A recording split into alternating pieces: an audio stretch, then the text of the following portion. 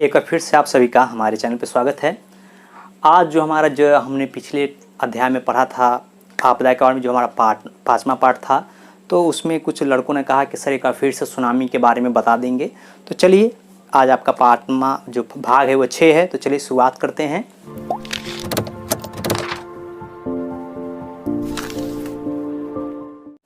इसी के साथ ही सबसे पहले समझते हैं सुनामी क्या होता है।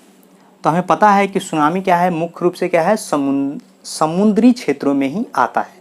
ऐसा नहीं है कोई सूखा जगह क्षेत्र पे आपको मिलेगा। तो भूकंप का जो पहले जो सुनामी का जो परिभाषा है उसको समझते हैं क्या होता है। इसके बारे में कहता है जब समुद्र तल क्या है, जब समुद्र के तल में क्या है, जब समुद्र के तल मतलब क्या हो गया, उसके नीचे, समुद्र जहाँ पानी होता है उसके नीचे या उसके पेंदी में क्या होता है, या उसके पेंदी में के आसपास क्या है, उसके आसपास भूकंप या ज्वालामुखी क्या है कि समुद्र तल के पेंदी या तल के नीचे जब भूकंप या ज्वालामुखी विस्फोट के कारण क्या है, ज्वालामुखी विस्फोट के कारण समुद्र में क्या है, समुद्र में हलचल पैदा होती है। क्या होती है, हलचल पैदा होती है। इससे तेज लहरें उठने लगती है। क्या होती है, तेज लहरें उठने लगती है, जो बाद में जल तरंगों की क्या है, जो बाद में जल तरंगों की एक श्रृंखला बनती है, जो तटीय क्षेत्रों में क्या है, जो तटीय क्षेत्रों से टकराकर भारी क्षति पहुंचाती है। उसे क्या कहते हैं, सुनामी कहते हैं। आप देखिएगा कि आप क्या कीजिए, आप एक साधारण सा उदाहरण है कि आप नदी क्या, एक शांत नदी है, उसमें आप एक छोटा सा एक पत्थर मारेंगे तो देखेंगे कि ये क्या है, ये एक लहर बन जाता है। क्या है कि एक लहर आपको टकराया, फिर ये दूसरा, फिर तीसरा, इस तरह से लहरें टकराती है। तो वही सुनामी में भी यही चीज़ होता है क्या कि जब उसके अंदर भूकंप या ज्वालामुखी विस्फोट होता है तो उसके तली में जो कंपन होती है उस कारण क्या होता है, समुद्र में लहरें उठने लगती है। और वो लहरें क्या होती हैं कि जल तरंग या एक श्रृंखला में, तो क्या है कि एक के बाद एक के बाद एक क्या होती है, वो उठने लगती है। और वह क्या होती है कि खासकर क्या है, तटीय इलाकों में जैसे जब टकराती क्या है, जब तटीय इलाकों से टकराती है तो वो क्या करते हैं कि अपने तटीय क्षेत्रों में भारी नुकसान पहुंचाती है। दूसरा चीज़ है जो आप लोग के लिए एक नोट है, एक शिक्षा का मतलब कि ये आपके लिए जानना जरूरी है कि क्यों वह क्या है कि जब वो क्या समुद्र में ही क्यों नहीं वो ज़्यादा विनाशकारी होती है, तो उसके बारे में इस पर चर्चा करते हैं। तो जो मैंने आपको नोट के माध्यम से ये समझाने की कोशिश की है, कहता है सुनामी गहरे समुद्र में उतना प्रभावकारी क्या है, प्रभावकारी या विनाश नहीं करती। क्या जो सुनामी होता है वो क्या है, समुद्र से ही शुरू होता है, लेकिन वो क्या है कि वह अपने क्या था, वो समुद्र में जहाँ से शुरू होती है वो उतना विनाश नहीं करती है जितना कि समुद्र के तटीय प्रदेशों में करती है। क्यों करती है, क्योंकि बर्नौली कहता है, बर्नौली के सिद्धांत के अनुसार क्या है, बर्नौली के सिद्धांत के अनुसार दबाव कम होने पे क्या है, दबाव कम होने पर वेग या गति बढ़ता है या तीव्र होती है। जो क्या होती है कि अगर किसी वस्तु को अगर जहाँ पर अगर दबाव ज़्यादा होगा, क्या होगा, दबाव ज़्यादा होगा तो उसकी गति स्पीड नहीं होगी, लेकिन अगर दबाव कम कर दिया जाए तो उसका वेग क्या हो जाएगा, बहुत तेज हो जाता है। जो आपको स्पेस में देखने को मिलता है, वहाँ पर किसी प्रकार का दबाव नहीं है, जिसका कोई भी वस्तु क्या है वहाँ बहुत तेज ट्रेवल करती है। तो यही कारण है कि कहता है, यही कारण है कि सुनामी की लहर क्या है, सुनामी की लहरें समुद्र में कहता है गहरे समुद्र में 1 या 2 मीटर ही ऊंची होती है। 1-2 मीटर ऊंची होने से वो ज़्यादा प्रभाव या विनाशकारी नहीं होती। कहाँ पे, गहरे समुद्र में। पर कहता है, पर जब यह तटीय भाग के निकट क्या, जब यह क्या कि जैसे जैसे उसका दबाव कमता जाता है वैसे कहता तटीय भाग के निकट आती है तो इसकी ऊंचाई क्या है, इसकी ऊंचाई 15 से 20 मीटर या इससे अधिक भी ऊंची हो सकती है। 15 से 20 मीटर क्या होता है, बहुत ऊंचा हो गया, आपको बहुत ज़्यादा हो जाता है, ऊंची होती है, जिस कारण यह तटीय प्रदेश में अधिक नुकसान पहुंचाती है। आपसे पूछ सकता है कि यह समुद्र में कहता है, समुद्र में कोई जहाज तो उस पर सुनामी का प्रभाव नहीं पड़ता है, लेकिन तटीय इलाकों में प्रभाव क्यों पड़ता है, क्योंकि समुद्र में जो सुनामी की जो लहरें होती है वह मुख्य रूप से क्या होती है, 1 से 2 मीटर ऊंची होती है, लेकिन यह तटीय भाग में क्या होती है, यह 15 से 20 मीटर या उससे अधिक भी क्या होती है, ऊंची हो सकती है। यही कारण है कि जो सुनामी होती है वह तटीय भागों में क्या करती है, ज़्यादा विनाश करती है।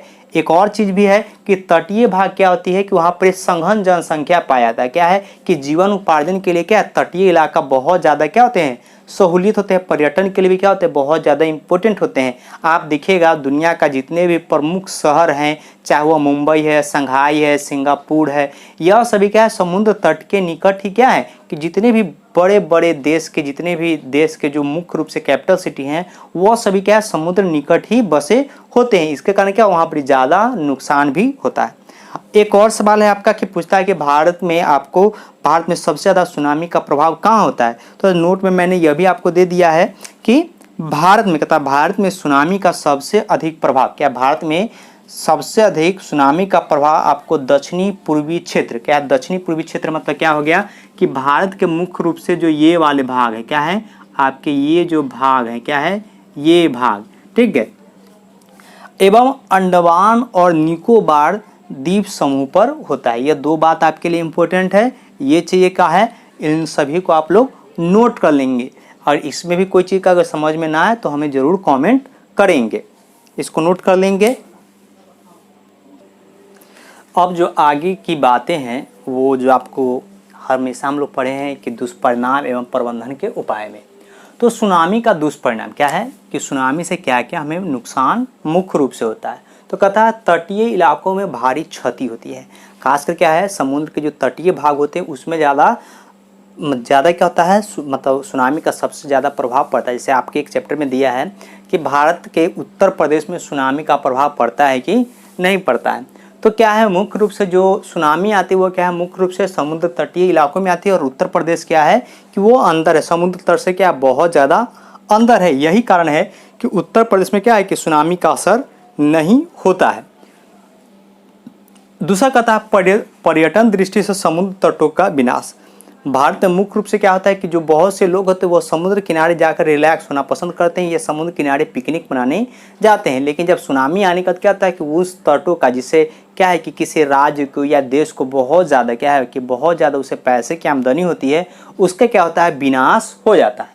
नारियल वृक्षों का विनाश, समुद्र तट के किनारे क्या है मुख्य रूप से नारियल के पेड़ बहुत ज़्यादा उगे होते हैं, लेकिन सुनामी में क्या होता है कि वो सभी पेड़ क्या होते हैं टूट जाते हैं और वह सुनामी में वो बह कर कहाँ चले जाते हैं, समुद्र में चले जाते हैं। तो यह भी क्या है कि नारियल वृक्षों का क्या होता है भारी भी नुकसान होता है।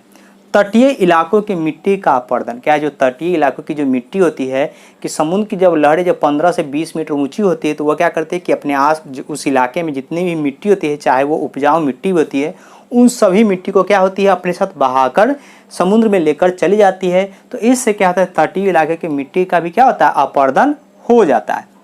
अगला कहता है सुनामी का प्रबंधन, क्या है सुनामी आपसे पूछ सकता है, सुनामी के किन्हीं 2 या 3 या 4 प्रबंधन के बारे में आपसे पूछ सकता है। तो पहला कहता है मजबूत तटबंधों का निर्माण, जो कंक्रीट के द्वारा बने होते हैं। आपने एक मुन्ना भाई फिल्म में देखा होगा कि कुछ इस तरह का रहता है बना हुआ, कुछ इस तरह का रहता है समुद्र किनारे। क्या होता है कि बहुत सारा चीज़ क्या आता है जो कंक्रीट का बनाता है वो समुद्र किनारे रख दिया जाता है, क्योंकि जो समुद्र की जब लहरें आएँ तो उसे वो टकरा कर क्या ज़्यादा विनाशकारी न हो और आसपास के क्षेत्र को क्या किया जाए सुरक्षित किया जाए।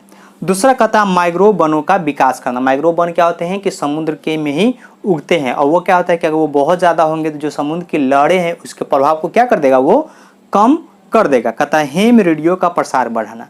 आपको पता है हेम रेडियो क्या होता है कि यह सेटेलाइट से चलने वाला क्या होता है रेडियो होता है। जो हम लोग के पास भी जो रेडियो होता है, आप देखते होंगे गौर करते होंगे कभी कि जब हमारे पास भूकंप आता है तो उसमें हमारी जो नॉर्मल से मोबाइल है या टेलीविज़न है ये सभी काम करना बंद करते हैं, लेकिन यह जो रेडियो वो क्या करती है हमेशा एक्टिव रहती है। इसलिए लोगों को जो समुद्र तट के लोग हैं उनको रेडियो का था, इस रेडियो का प्रसार क्या है उनको करने के लिए कहा जाता है कि यह रेडियो अपनी सिंगल क्या होती है बहुत ज़्यादा मजबूत होती है, वह समुद्र या किसी भूकंप समय क्या होती है यह काम करती रहती है। इसके लिए इस रेडियो का क्या कहता है प्रसार मतलब इसका प्रचलन बढ़ाने के लिए क्या करना चाहिए प्रयास करते रहना चाहिए। साथ ही साथ कहता है तटीय प्रदेश लोगों को प्रशिक्षित देना चाहिए। जो खासकर जो समुद्र तट के जो इलाके के जो लोग होते हैं वो मुख्य रूप से क्या होते हैं कि मछुआरे होते हैं, और मछुआरे क्या होते हैं कि तैरने में और उनको आपदा से निपटने के लिए उनको क्या है अगर प्रशिक्षण दिया जाए तो वह क्या आपदा प्रबंधन में बहुत ज़्यादा सहायक होते हैं। एक और चीज़ है इसके बारे में, ये तो साधारण सा है, एक और चीज़ हम लिखेंगे मतलब सुनामी के प्रबंधन के बारे में।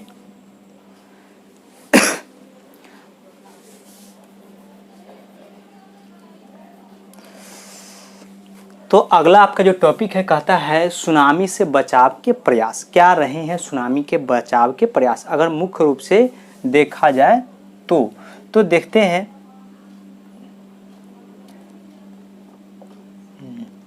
कहता है सुनामी से बचाव के प्रयास में अंतरराष्ट्रीय क्या है, सुनामी के प्रयास से बचाव में अंतरराष्ट्रीय सुनामी बचाव तंत्र का क्या है, बहुत बड़ा योगदान होता है।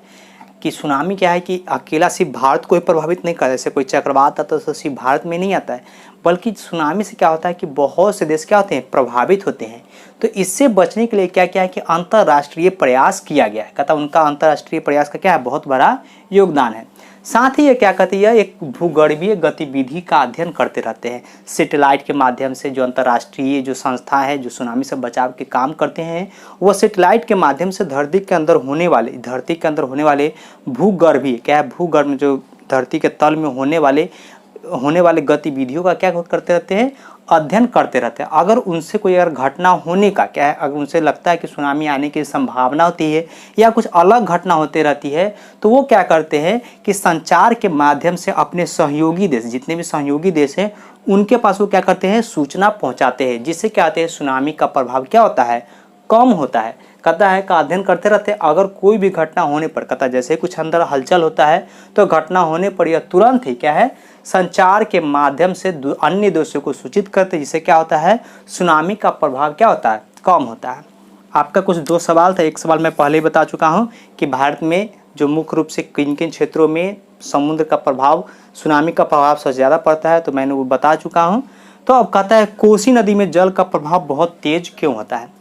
तो सबसे पहले समझते हैं कोसी का जो सहायक, जो प्रमुख सहायक नदी है उसका नाम क्या है, तामर है। क्या है, तामोर है। क्या है, जो क्या है कि गंगा नदी से, जहाँ गंगा से जो निकलती है, गंगोत्री से निकलती है, या उससे भी ऊंचा क्या है, या उससे भी ऊंचा पहाड़ से निकलती है, जिसकी ऊंचाई कितनी 28,146 मीटर क्या है, या उससे भी अधिक ऊंचाई से निकलती है। साथ ही क्या है, साथ ही कोसी नदी की कितनी सहायक नदी है, तो 7 सहायक नदियां हैं। क्या है, 7 सहायक नदियां, और सभी क्या है, पर्वतों क्या है, पहाड़ी के ढलान के माध्यम से नीचे की ओर आती है। तो इन 7 नदियों के जल प्रभाव ने क्या कि उन 7 नदियों का जब कोसी में मिलता है, जिस कारण क्या है कोसी के जल प्रभाव क्या होते हैं, बहुत तेज हो जाते हैं। दूसरा कहता है हिमगलन क्या है। क्या है, दूसरा सवाल आपका हिमगलन क्या है, इसका प्रभाव किन किन राज्यों पे पड़ता है। तो भारत में कुछ ऐसी भी नदी हैं जिनका मुख्य स्रोत क्या है, मुख्य स्रोत क्या है कि हिमालय पर्वत है, उनके जो बर्फ है उनके पिघलने से जो जल आता है उनके माध्यम से उन नदियों का क्या हो रहा है, निर्माण होता है, या उनके बर्फ पिघलने से जो पानी आती है उन्हीं से उन नदियों का क्या है, जल का स्तर बरकरार होता है। लेकिन अगर इसका डिफिनीशन कहा जाए तो हम कह सकते हैं कि हिमगलन क्या है। कहता है कि जब नदियों में क्या है, जब नदियों में बर्फ क्या है कि बर्फ बहुत अधिक मात्रा में पिघलता है। क्या, बहुत अधिक मात्रा में पिघलता है, जिस कारण उस नदी का जल स्तर क्या होता है, बहुत ज़्यादा बढ़ जाता है, और वह अपने आसपास के क्षेत्र में क्या करती है, बाढ़ ला देती है।